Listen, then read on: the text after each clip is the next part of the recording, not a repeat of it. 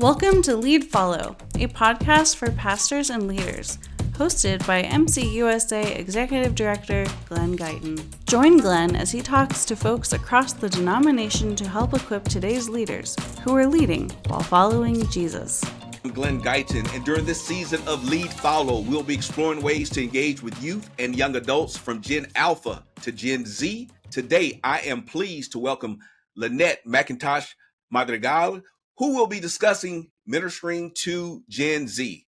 Now, Lynette has a heart to work with youth and young people in the community. She channels this faith into empowering young minds and nurturing stronger communities. Lynette is a passionate advocate for holistic growth, believing in the transformative power of investing in individuals and neighborhoods for a brighter, more equitable, and resilient future. Lynette holds a Master's of Arts in Community Leadership and Transformation from Fresno Pacific Biblical Seminary and loves discovering new food spots with her husband. Lynette is a new member of the Women in Leadership Steering Committee, and she has roots in California's Central Valley and a cherished Mexican heritage from Michoacan, Mexico. Lynette, welcome to the podcast. Thank you. I'm so happy to be here and talk about Gen Z. I'm excited. All right. And I'm excited about learning maybe a little bit more about the food. I know that's not in the why we asked you here, but hey, I love food. I'm always interested in different food from around the country, around the world. So maybe we'll talk about that just a little bit. Let's do it. All right. But my first question is for you. If you could give your 13-year-old self one piece of advice, what would that be? Man, if I could give my 13-year-old self a piece of advice. So I was thinking about this question as you gave it to me a couple months ago, and it reminded me of the sole reason why I just launched into youth ministry in the first place. I had this like radical experience with Jesus at the age of like 19, 20. And all I wanted to do is meet middle schoolers throughout that age from 12 to 14. I was like, if I could just meet middle schoolers during this age and have them have an encounter with the love of their life, which is Jesus, I wonder what ways they would make different choices. And my one thing is like, man, if somebody would have just told me about the good news, like if somebody just shared about Jesus at 13, I feel like I would have saved myself a lot of heartbreak. I regret, I regret dating so young. Okay. And I dated very young, and I made a lot of terrible mistakes that I regret. And so that's why I'm like, I want to meet young people and let them know like you are loved. You're searching for love. Let me help you find that love though, in very healthy ways. And so that would say that's my one piece of advice is don't date. Don't date too early. Yeah. I was a youth pastor for a while, and that's one of the things that we talked about was dating, right? And this kind of serial dating that people do. And, you know, I've always asked, hey, does that really prepare you for marriage? Does it prepare you for healthy relationships in the future? And I really don't think it does. It just maybe teaches you a whole bunch of bad habits. I don't know. What do you think about that? I agree. I think like your frontal lobe isn't fully developed and you're making these choices and you're wanting to have these very deep conversations with this person you're with. And some people make some really big life decisions at such a young age, right? When you think about it, you're like, whoa. Like you can't even get a like driver's license. You can't get most things. And people are making these big life decisions.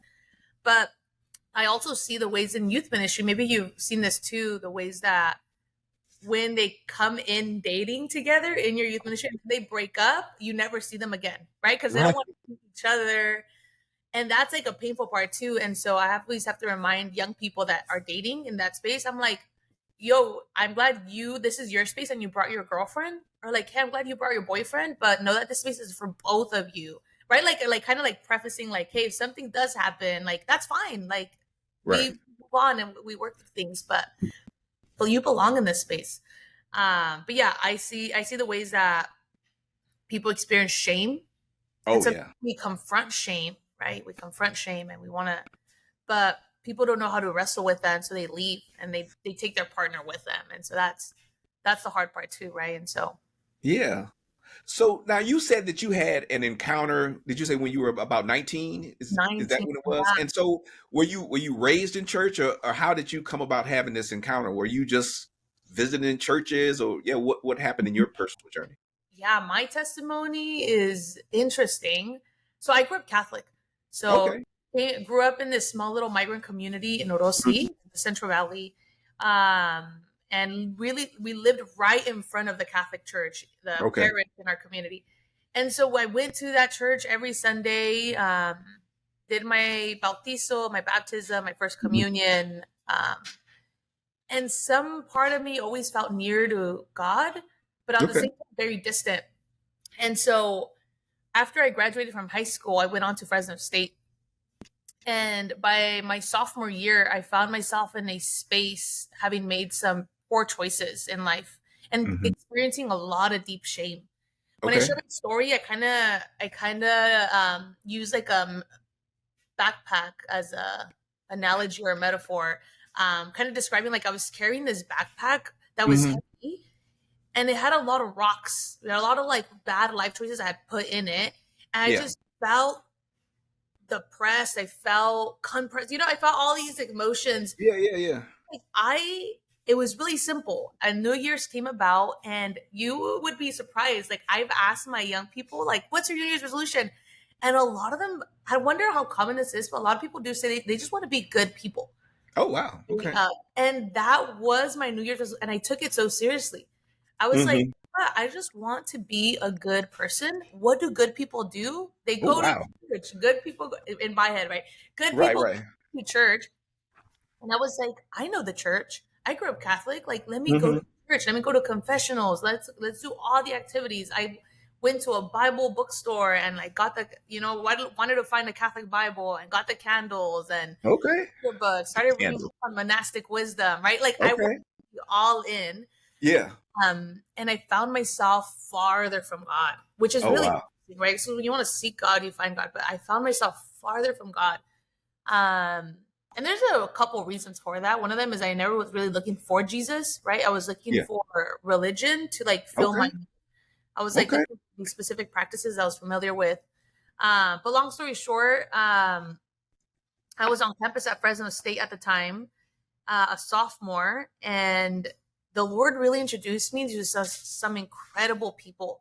And I think kind of building blocks, right? Like some people have Hmm. the one does it, right? Like they just came to God in that moment. I think mine was many different people had to come in my life during a short period of time that helped me Yeah. see, okay, maybe there's something to this. But the story that I like sharing is I ended up going inside this Christian club on campus called Crew, like Oh yeah. Crusader, No. Cool. right? Yeah. Yeah. Yeah. Yeah. Fresno State has a chapter. And I remember somebody had shared that there was like a Christian club that met on campus. And I was like, you know what? Like, they must talk about Jesus. They must like know God. Like, let's go check it out. And so I Right. remember stumbling into this space as somebody who's Uh-huh. never been part of any Christian like Right. Right. circle. I Yeah. stepped Yeah. into this space and it was so crazy because they were like lifted hands singing the song Cornerstone, Yeah. God alone. And I just remember being like, what is this? Like karaoke? Like, what are we doing? It was interesting. And I ended up staying. There was something about that. I was like, hey, you know what? Like, I kind of like this. I sat down in the back and I don't know who this person is. I share his story all the time. He was a guest speaker from I don't know where, but had come in and he was like, you know what, very briefly, I'm not going to spend too much time with you guys, but I just want to share this one book that I've been reading. And he shared Timothy Keller's The Prodigal God. Okay. And it's about the account in Luke 15, right? There's a different stories, and then it's the parable of two lost sons, right? Mm. For the two lost sons.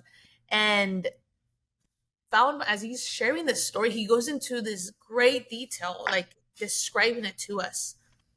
And in that moment, like Glenn, it was incredible because I was like, I felt, again, I'm carrying these rocks, I'm carrying this deep Right. shame, and I'm trying to come back to God.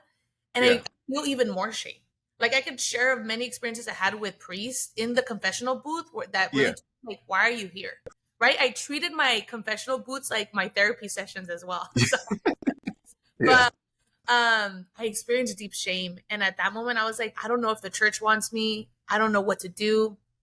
And that last part, right, in that story where the father reinstates the younger son into the house. He's like, you know what? I'm so happy you're back. He runs to him, right? And we Yeah. all know it's like symbolic meanings. And I was just like, you mean God is running to me as I'm running to him? Like he's like, and so even I get emotional thinking about it. And I realized I made a commitment in that moment. I was like, I don't know who this God is, but this is who I want to follow. And so in that moment, yeah, I gave my life to Jesus, and it really felt like this veil that was like covering my face, like was lifted, and I could understand the word. And so it was just like a radical experience in that moment. But man, that kind of fueled a fire in me to share that good news with multiple young people, especially middle schoolers. And so I spent most of my time with middle schoolers. Man, that's a great story. It's so much there that that's probably I could go and ask you more questions about. And we have a topic we're supposed to be talking about, but that was really good. I mean, I think that's something powerful young people could learn, especially the part about shame. I don't know if we do a good job in the church of helping people work through that. I think sometimes in the church we put shame on people, and we don't really talk about how we get delivered from that. So that's a story for another day, maybe that we can unpack a little bit. But yeah, man, that's great. I appreciate your story. And so you said you were working with middle schoolers, and so now I don't know how old you are, because the older I get, the younger everyone looks. But I'm assuming you're probably a millennial. Are you a millennial? I would say I'm a cusper. So I was born in 95. I'm 28 now. So I'm okay. Oh yeah. Okay. Really young millennial. So you're right. Yeah, you're right on the edge. Like 97 is the cutoff kind of. So my daughter is 97. So so now you want to reach out to Gen Z, and there are some unique things that we think about Gen Z. So what are the traits or the key things that you're focused on, or that you think people need help with in this generation when it comes to spiritual beliefs or even expectations about church and all these other things? Absolutely. Yeah, Gen Z. One thing that's really interesting with research done on the generations, and even really good research websites like Pew Research Center and other ones, they've come to this understanding that we can't. And the reason I want to bring this up is like people will go and do research on like the generations, and then they'll realize like all the websites have something different to say about the year of that generation. And so there's not this like universally agreed or precise like hard cutoff. Yeah, hard cutoff. Maybe for like the baby boomers, because that was way back when. I'm just kidding. There's still some here today, but unless you're a boomer. But no, I'm Gen X. Yeah. Gen X, and so with Gen Z and perhaps Gen Alpha, we'll see here in the next coming years there'll be like these 5-year gaps of like grayness, right? Where you're like, could they be Gen Z? Could they be millennial? The way I like to describe it for people like me who are born around 95 and 97 is I ask questions about technology, right? I grew up, my parents are they both migrated from Michoacan, right? And so that only gave us so much access and resources and technology. And so I didn't really grow up with a computer. I just remember we had that one family in our system that had the computer, and that we would go to them. Even I remember on Facebook, we would have to borrow each other's cameras and take a quick, like, nice photo, and then like upload it, delete it, and return the camera. Right. Remember, that was the way. And so Gen Z's characteristics is they're immersed. Like they are experts in technology, whereas millennials and Gen Xers have learned to be able to handle and live with technology. Millennials more so, but Gen Z is a whole nother level. Like, so that's what, with questions with people you'll meet, or the people listening, that if they meet somebody who's born during that time, like ask them questions about technology. Like, did you grow up with technology? If not, I would say you're much more a millennial learning it with us than a Gen Z. But characteristics, man, we could go way into it. Where should I start? What do you think is what do we need to pay attention to? Do you think with the specific traits? So you mentioned technology, but what other key things do you think that the church needs to think about as it really seeks to engage Gen Z? Man, characteristics. I would say for the church. So I'll talk about some of the shaping influences. Uh, Okay, I like Gen Z has, so as we think about wanting to work with this generation, we can look at all of who they are today, right? that. We see research comes out that Gen Z today is so biblically illiterate, Mm, right? So what does that mean? They don't understand Bible stories. Like the typical non-church goer in like the 1920s or 1940s, right? Like that was yeah, kind of course, like we're all singing these songs about Moses and the Red Sea and all, yeah, but Gen Z today isn't aware. They're not, you'd be surprised at just like basic stories about the Bible. We did for Advent, we had trivia.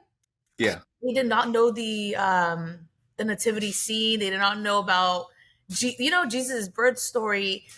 And you realize like, wow, even just like core things that were common sense for many, right?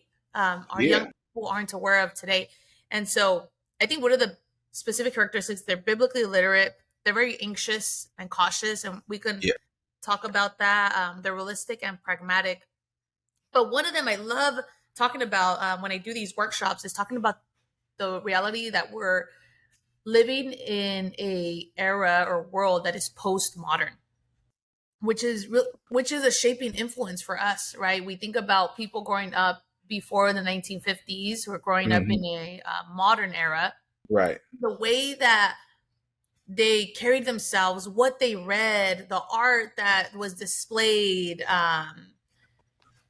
the way they expressed themselves had rules. There was right. rules. There was ways of doing things. There were norms. Um, but the reality is Gen Z is growing up in a space that is postmodern. I think most people should spend more time understanding what that is, what that looks like, and how it's actually affecting young people. Because what I see time and time again is in churches, right? When I go and share with churches, is they have the finger and they're like, this Gen Z generation is doing A, B, and C. They're just, you know, living in the gray, crossing the lines, a lot of conversations around gender, Right. a lot of judgment is what I hear. But I think what I don't hear is the work that they blame Gen Z for growing up in a vase, but I don't think people spend enough time learning about the vase they're growing up in. Does that make sense? Yeah, no, I think context is really important. I think, and so I'm Gen X, and I think one of the benefits that we should have as Gen Xers, but maybe I've studied this more than other people, is that we're the transition generation, right? We're the smallest generation, right when technology first came about, right? So we saw the birth of it, we had to adopt it and use it, but we did that, in college and a little bit later on, and so we saw kind of the emergence of all of this. And so, Gen Zs are our children, right? Those are my kids, are Gen Z. And so a couple of things that you said, I think that we've dismantled some of these institutions to the detriment of young people, right? Uh, Bible literacy. Well, I went to Sunday school, I went to camp. Gen Z is going to, I don't know, travel baseball, travel soccer. They have so many things. I like so many young people are like hitting the raves. They're hitting. I'm like, wait, what? Like you're doing? How old are you? Like I've never been to a rave, yo. Yeah, it's so this technology thing. So you talked about technology, and maybe I'm gonna push back a little bit with you on this.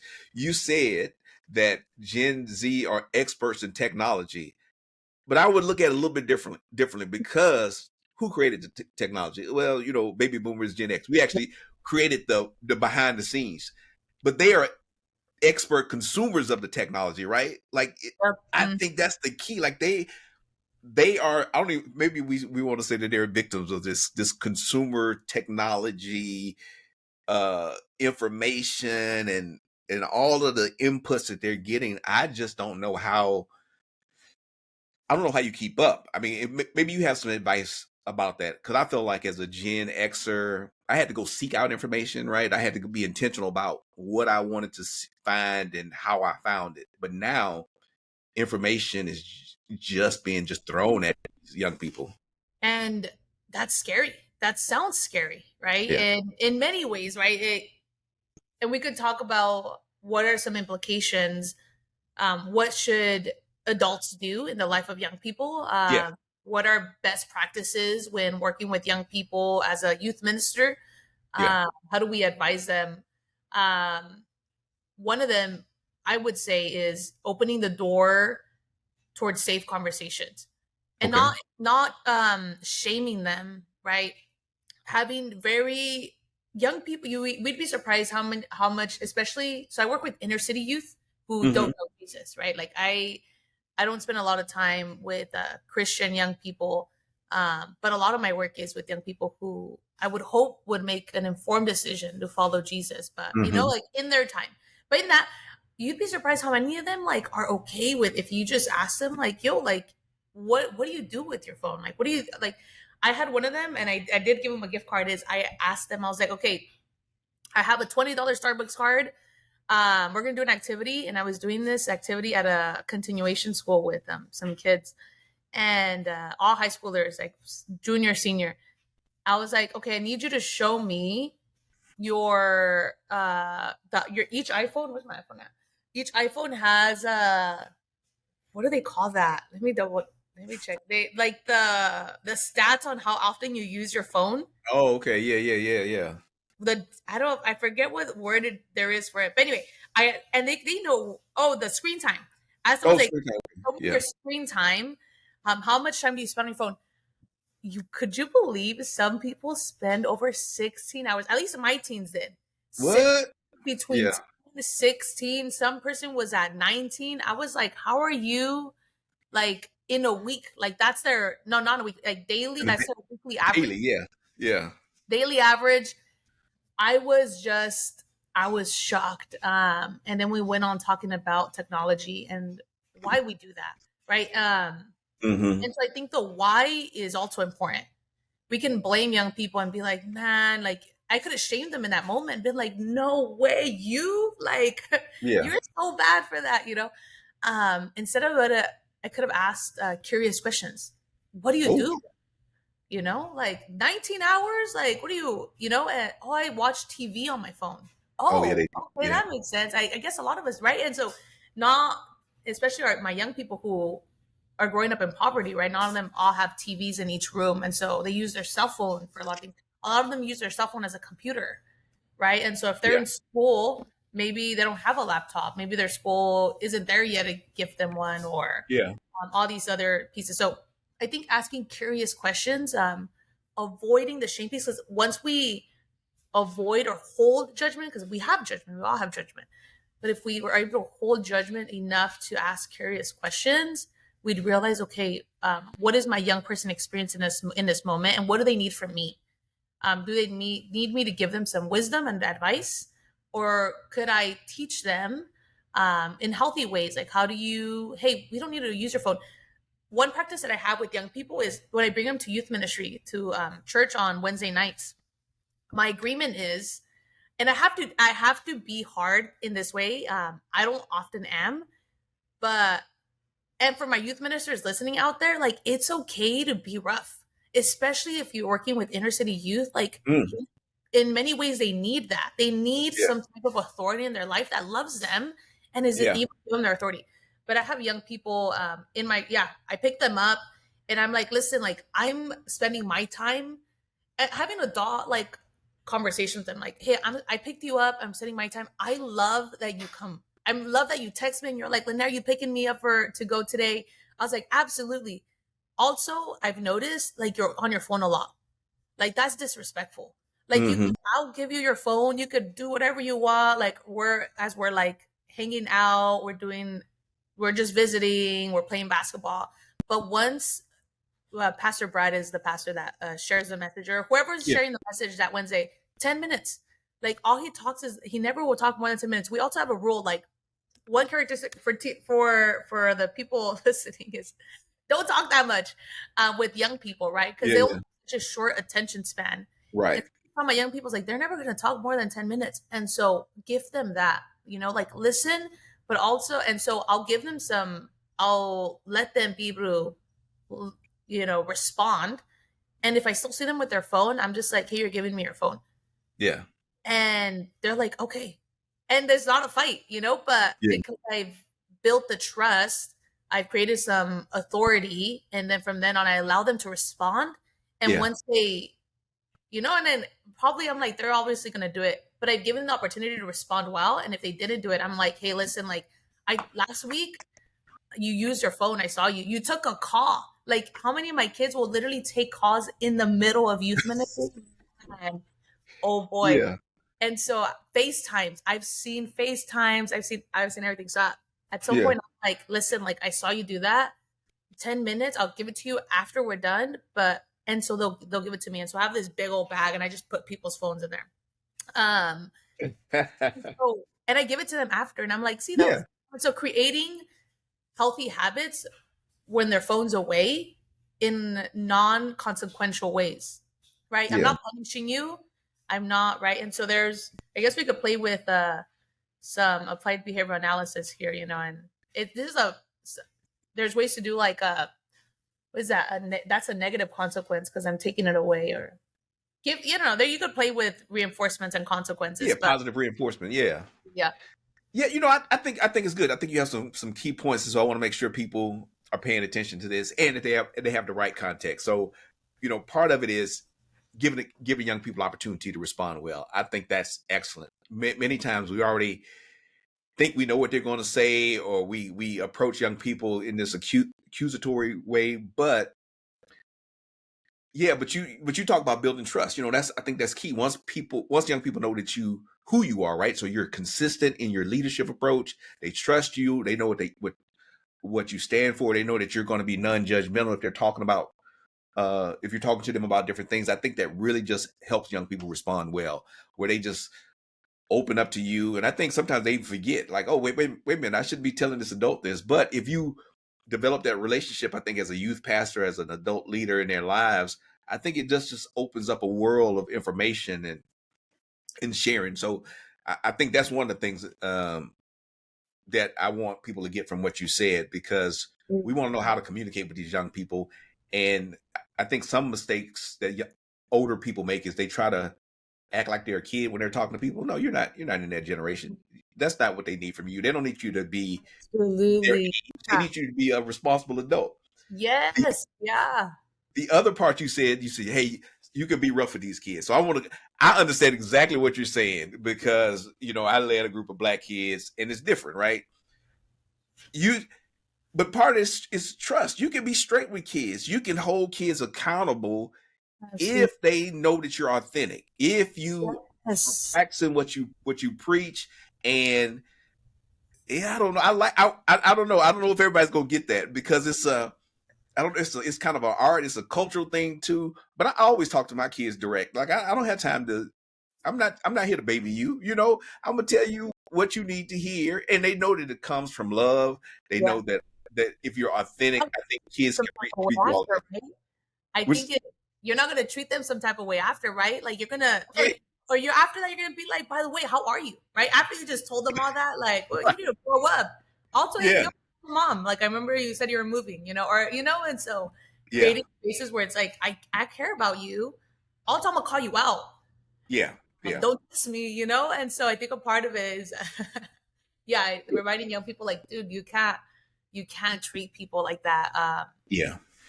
And I think it's a loving kind of chastisement, if you want to call it that. I mean, you can't like embarrass them in public, and they need to know that you aren't, again, like trying to shame them. But I think I've been tough with kids, and some of my kids are like approaching their 40s now, right? But I was tough on them, and they tell stories that are like funny now about, you remember when you did this? I called my mama, and my mama was saying, me and Glenn, that's what they call me, Minister Glenn. Me and Glenn made me do such and such, and he did this to me. And the mom was like, well, you must have did something, so you do what he says. But it's because you built up trust. So Yeah, it's interesting. And one more thing, you talked about technology, and I like that practice. Uh, when I was starting in youth ministry, phones and stuff were just coming about, and I just saw the disruption. And yeah, so I like how you handle that. Again, I took phones, but this was before phones were just like crucial to everything. But I saw how disruptive they could be, because now instead of paying attention to you, they were texting friends back home or calling friends and all these other things, and bringing Yeah. drama from 1,000 miles away to our trip and our retreat that we were trying to have. Man, let's talk about that, huh? No, the dramas. Oh man, there's always some drama. Like, there's always somebody you gotta. Nah, I need to call them up. They're like gonna, I'm like, no one's gonna like. Where you? How are you gonna get there? Like, or like when people get invited at youth group and they call their gang and they come. I'm like, whoa! Like, technology has just got you like that.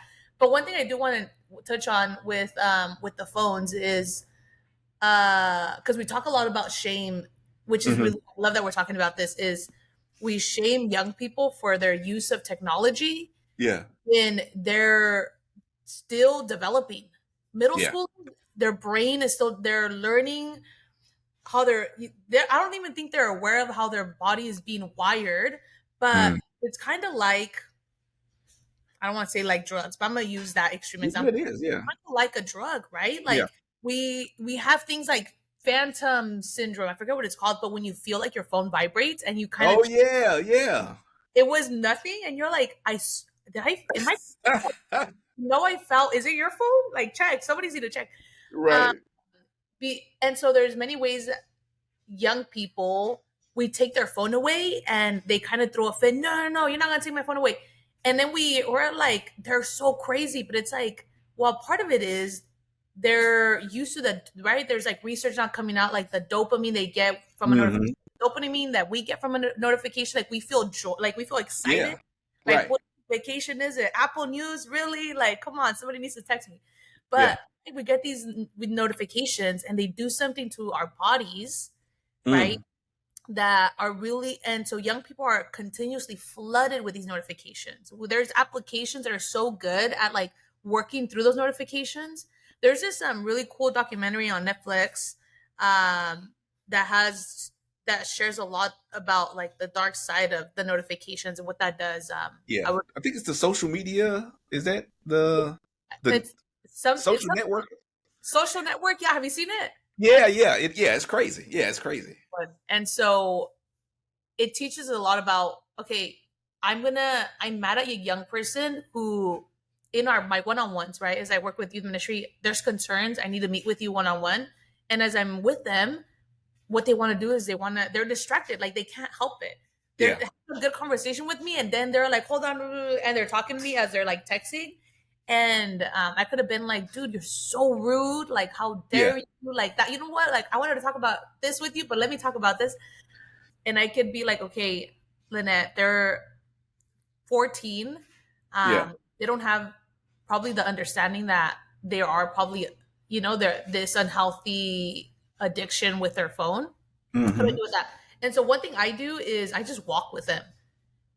So I would say, like, if you're with a young person and they struggle with pieces like that and you're wanting to have like a deep conversation or address a concern, go on a walk. It's Yeah. actually hard to like hold a coffee and text on your phone and try to have a Yeah. conversation with me at the same time, right? Right. And you've got to drop one of them.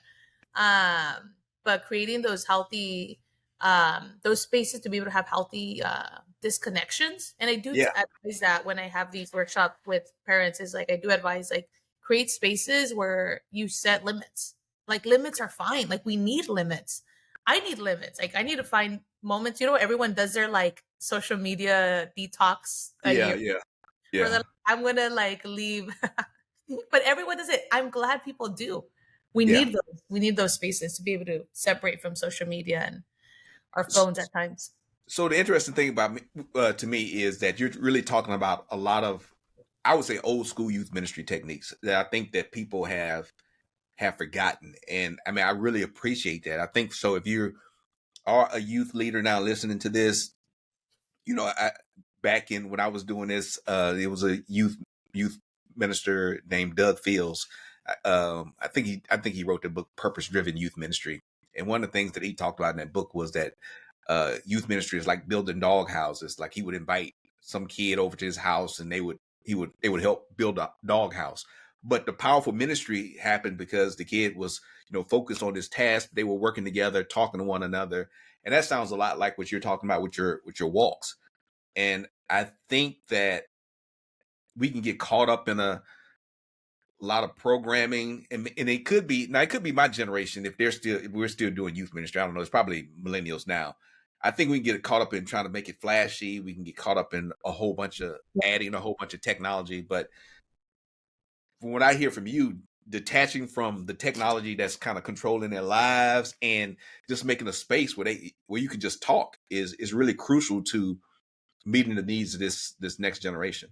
Absolutely. Absolutely. And I will say, I don't want to discount all the great hours that youth pastors put in. I don't get paid to do youth ministry. Well, I do Yeah, with yeah, youth, but I'm not a youth yeah. pastor in that way. Right. But I would say it works for specific young people.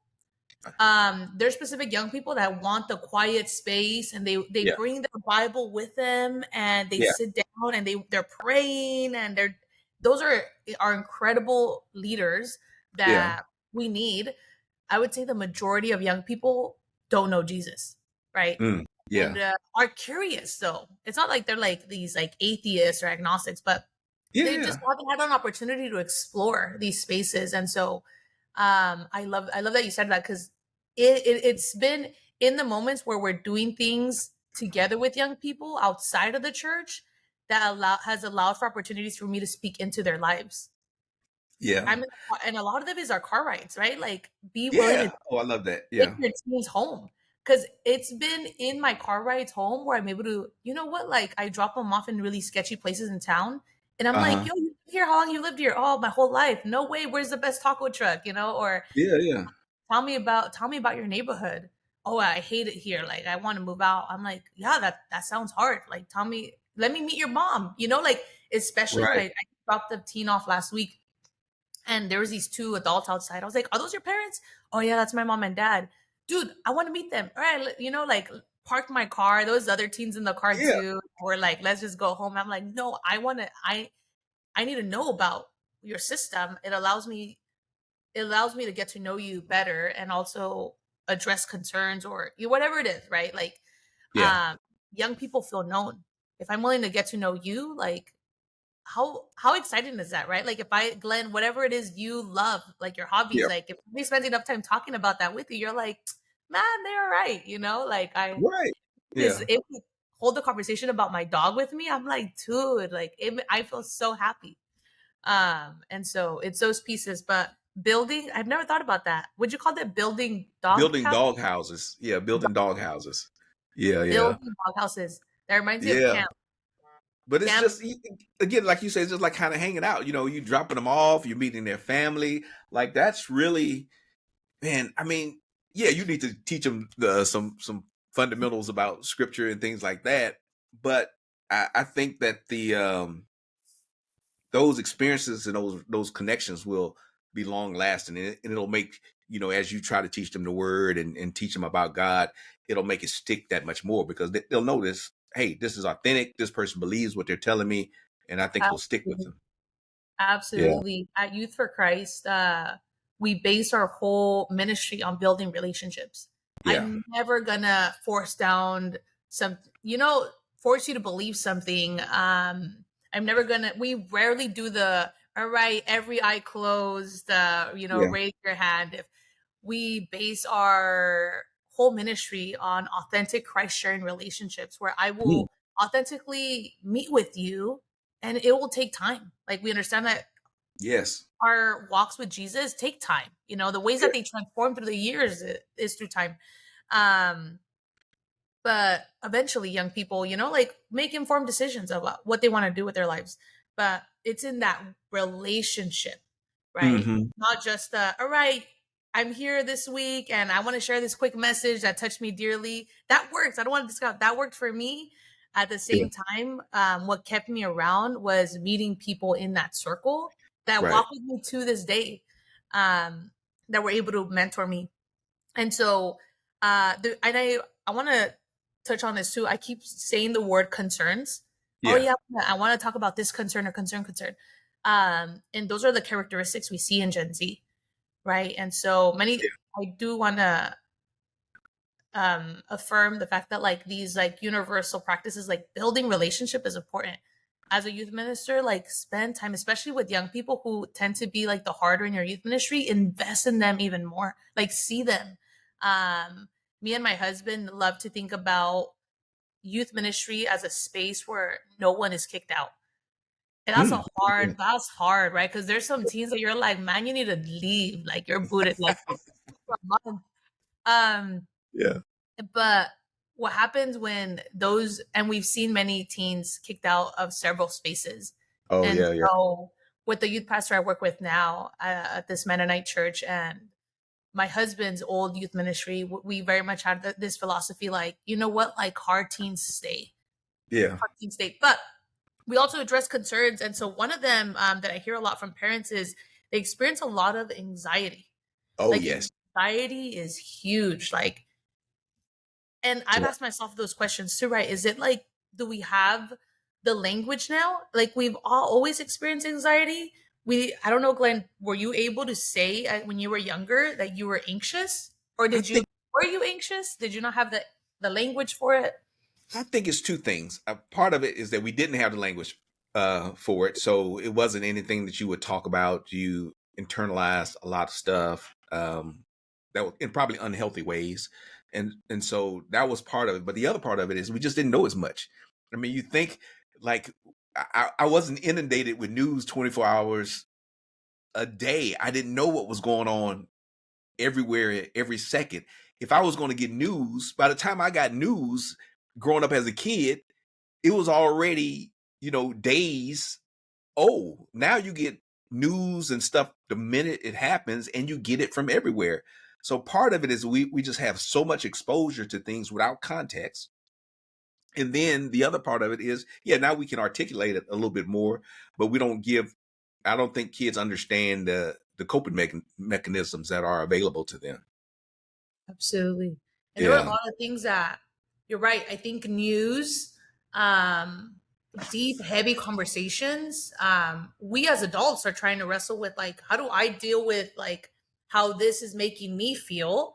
Yeah. And like trying to find like the proper, like responses. How do I deal with like what's going on in Israel, Palestine at this moment, Yeah. Yeah. in Gaza? How do I And- deal with climate change? How do I deal right. with this? Social security.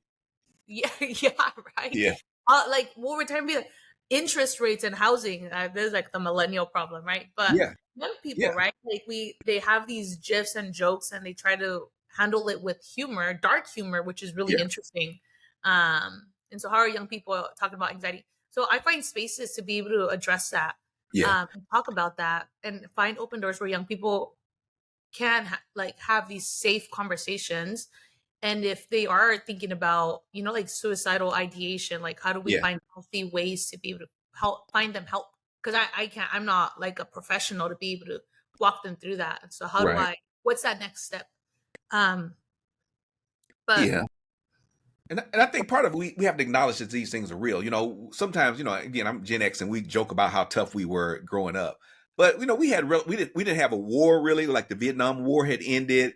We had relative stability. I mean, we had some high interest rates and some gas crisis, but I mean, young people now have COVID, you had all the economic downturn. You have, again, like, yeah, Israel, Palestine, Russia, all these things that were kind of relatively peaceful during our time.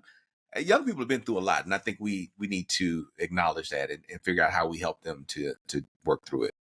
absolutely. Yeah, well, you've given us so much good stuff, Lynette. I really appreciate it. I look forward to talking to you again, just in person. So it's just so wonderful meeting you and hearing what you're doing with these young people, and to know a little bit about your context, again, who you're working with and the things that are impacting these young people's lives. I hope people pay attention to what you had to share. But thank you so much for joining me. Any closing words? Yeah, I would just say, I want to just share an image. I would say, as young people are different across the US and across the world, and Yeah. that's a given. But I would say if there's one thing you take from this podcast is to think about young people, our generation, Gen Alpha, Gen Z, as the water, and the world is their vase. And so spend time, like you said, context, right? Spend time understanding what is their context, what is the vase in them, and how is this vase like shaping who they are. Ooh, okay. I've spent time doing that specifically in Fresno, California. Yeah. Like, was the neighborhood, right? Like, what's the neighborhood? How are their parents shaping who they are? How is post-modernity shaping who my young people are? And because of that, how will they respond to the gospel, right? And so, like, do the good work. You're sharing a good message. Yeah. But is it getting through to them in a way that, based on their context is Okay. able to? All right. Context is important. So think about that too as you watch this. But for the latest news and events from Mennonite Church USA, please subscribe to Peacemail, our weekly email newsletter at MennoniteUSA.org/peacemail. And we ask you to prayerfully consider supporting the ongoing work of Mennonite Church USA's ministry at MennoniteUSA.org/give. Thank you so much for joining us today. All right, let me stop this.